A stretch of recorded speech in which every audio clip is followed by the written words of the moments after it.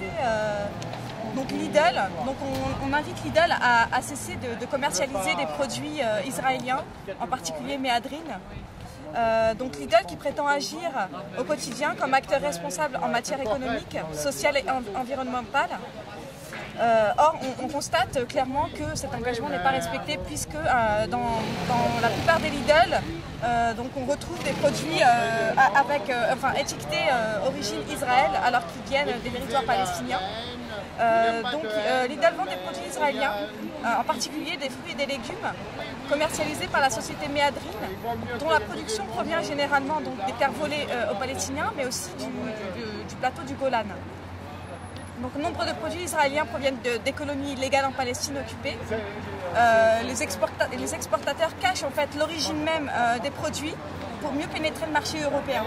En 2014, l'Union européenne, dont la France, a promulgué des mesures, lignes directrices, qui interdisent tout financement profitant aux entités israéliennes opérant dans les colonies en raison de l'illégalité de ces colonies au regard du droit international.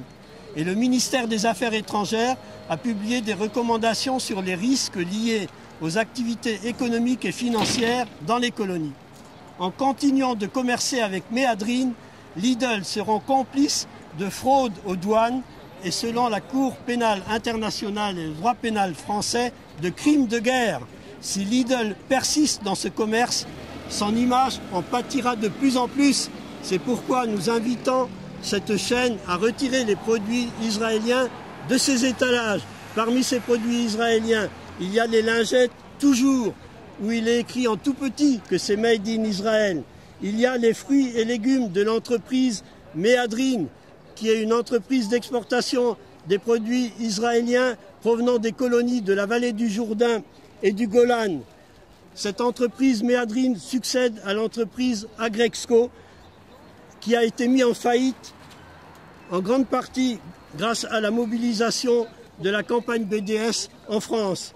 Et nous exigeons de la société Lidl qu'elle mette fin au commerce des produits d'Israël. Nous faisons partie de la campagne de boycott des investissements sanctions contre Israël et cette campagne grandit à travers le monde, en particulier depuis les derniers massacres à Gaza au cours de cet été, qui ont fait 2200 morts, en majorité des civils et beaucoup d'enfants.